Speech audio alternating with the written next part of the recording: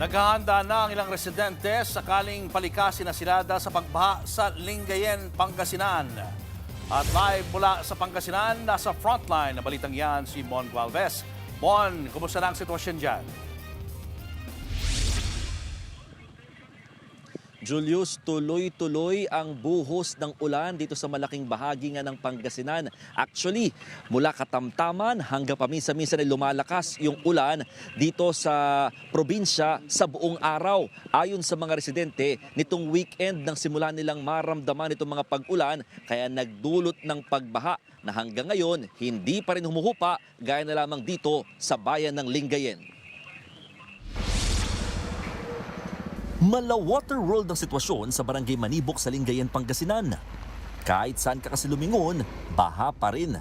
Mapakalsada hanggang sa mga bahay, lubog sa tubig dahil sa ulang dala ng habagat at LPA. Ang naglalaro ng mga batang ito, ginawa ng bangka ang sirang ref. Hindi alintana ang sakit na pwedeng makuha mula sa baha. Ang pamilya naman ni Marilyn Nava, bagamat naglagay ng mga sandbag sa labas ng kanilang bahay, pinasok pa rin sila ng tubig.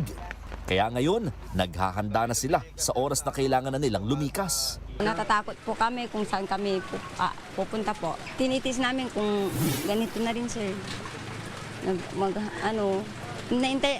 Hintay namin pong tumuyo na umapaw ng tubig. Malapit na rin pumantay sa higaan ni na Janice Miranda ang baha. Kaya unti-unti na nilang tinataas ang kanila mga gamit. Wala pa tong bagyo, kaya ganito ang hirap po talaga. O pagising mo, tubig, tapos lalabas ka, ganon. Tubig pa rin.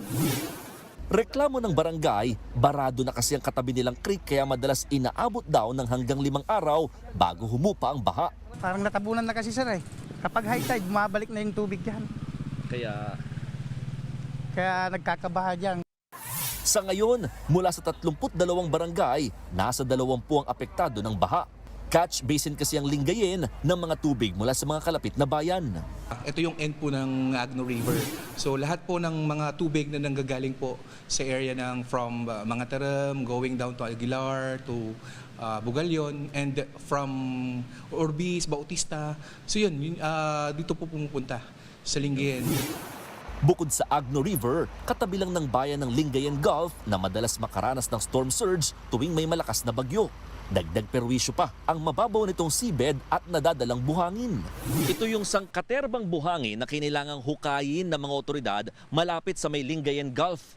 Ang problema kasi, bumabagal yung paglabas ng tubig mula sa mga waterways ng bayan dahil nababarahan o natatakpan ng mga naturang buhangin. Umaasa mga residente at LGU na magawa na ang planong pumping station at floodgate sa lugar. Posible rin itong magawa ng DPWH sa susunod na taon kung malalaanan ng pondo. Pag may pumping station tayo, may floodgate tayo. So pagtaas pa lang ng high tide, close mo na siya. So hindi na papasok yung tubig. And kapag umulan and then naipon, pwede mo siya i-pump going to the river. So mas maganda yun, laking tulong yun project. Julius, nandito kami nakapwesto ngayon sa pinaka-baywalk or boulevard ng bayan ng Lingayen na madalas nakakaranas din ng pagbaha.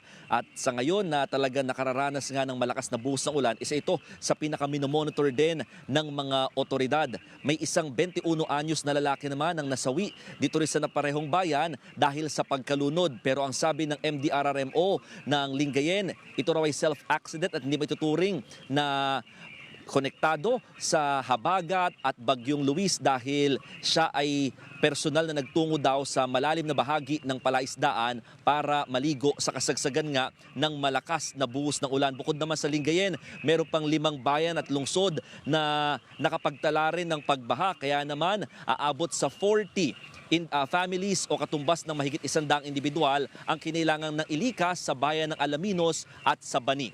Julius. Maraming salamat at mag-iingat kayo dyan, Mon Gualvez. Mga kapatid, Julius Babaw po. Para sa komprehensibo at makabuluhang balitaan at talakayan, mag-follow at mag-subscribe na sa social media pages ng News 5.